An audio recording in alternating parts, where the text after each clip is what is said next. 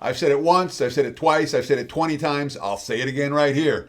Running backs at the NFL level do not matter. There's no difference between one and the next. There's no difference between Derrick Henry and the worst back in the league. It has everything to do with the offensive lines in front of them. Let's talk. What does this have to do with anything? Cam Scadaboo is what it has to do with anything. Let's talk about the Giants and the 49ers. Right now, looking at the Odds Logic Live odds screen. San Fran minus 2.5, total 48.5. Why is the number not 3? Well, because San Fran isn't any good, and because running backs don't matter. Yes, Cam Scadaboo got hurt. Okay. How much do you adjust that from a point spread perspective? 0.0 points. From this better, Tyrone Tracy, Devin Singletary will be just fine in the Giants offense without Scadaboo. All right? It's okay. Now, Malik Neighbors matters. The Giants offense has not been the same since Neighbors got hurt. And when you take multiple guys out of the equation, sure, sometimes that matters a little bit, but it has everything to do with the offensive line and the defensive line. And right now, Giants offensive line at least has been okay. Better than expected in a lot of sense. The defensive line has been largely okay too. Got lit up last week though. Really was a pretty ugly showing for the Giants defensively. And of course, we saw this Giants team give up 33 points in the fourth quarter against Denver. And then last week, they gave up 276 rushing yards on 8.4 yards per carry and allowed 2 100-yard rushers in Philadelphia. Brian DeBall after the game. They controlled the line of scrimmage. That was a major point of emphasis. Give them credit for doing that. When a team runs for nearly 300 yards, it's pretty difficult to control the game, if you will. And we missed out on some opportunities. The Giants ranked 31st in the NFL, allowing more than 5 yards per carry. That's certainly a concern against a team that can run the football. What does San Fran do well right now? Well, let's talk about it in just a moment. First, I want to ask you guys a very simple favor. Real simple. If you like this type of analysis, hit that like button. Done. Problem solved. Thank you. It makes all the difference to the YouTube algorithms. We appreciate it very, very much. Comment below. Tell us what you think about this game or any other game on the NFL card this weekend. And if you haven't done so, today, right now, subscribe to the Wager Talk YouTube channel, especially this time of year when there's every sport going. It's insanity. It's World Series. It's NBA. It's NHL. It's NFL. It's college football. You want free plays? We've got free plays in every single sport. I haven't even mentioned UFC.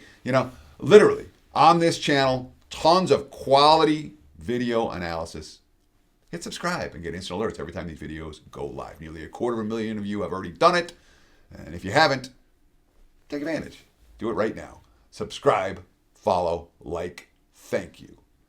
So it's a Giants team that, found a way to lose against Denver and then last week got slapped pretty hard against Philadelphia. They really weren't in the ballgame all that much. They got out-yarded by 2.5 points per play, 2.5 yards per play. They gave up red zone touchdowns and every red zone opportunity for Philadelphia. Jackson Dart after the game, quote, "We have to start figuring out ways to win because I hate it. I'm not used to it, and I'm just not going to accept it." I like that quote.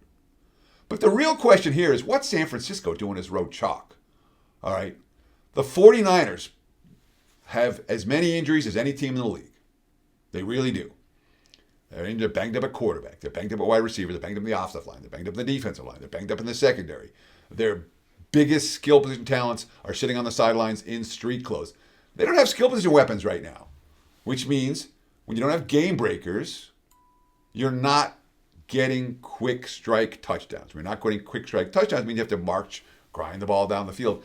And this team's not good enough to do that on a regular basis. They're just not. There's, it's Kyle Shanahan after their most recent loss. There's not much to sugarcoat there. I was real disappointed the way we looked for all 4 quarters. First half was unacceptable. Second half didn't get much better. Not much to say about it except that. They lost, by the way, 2 more starters on the defensive side last week. Defensive tackle Jordan Elliott, defensive end Sam Akinomo, both had ankle injuries in that ballgame. They had less than 19 minutes of possession in that game.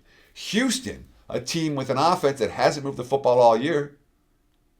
They moved the ball up and down the field against San Francisco. And again, I understand that was last week. This is this week. But this week, this banged up San Fran team is traveling west to east for an early start game. They're not in good form. They're not loaded with confidence. They're riddled with injuries. And they're facing a Giants team that I think is going to come focused here. I don't want the favorite here. It's home dog or pass for this better. Give me the G-Men plus the points at home against San Fran in early start action on Sunday. We appreciate the likes. We appreciate the follows. We appreciate the comments very, very much. Check out my homepage, www.buzz.com/TC.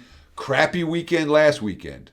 We've done all week this week is win. So at least you won it back for the clients after a crappy weekend last weekend. I do not expect a second crappy weekend in a row. So check it out, www.buzz.com/TC. I'll tell you when I'm hot and I'll tell you when I'm not. Last weekend stunk. This week's been great. So for what it's worth, check out the homepage, www.buzz.com/TC. And best of luck with all your bets this Halloween weekend.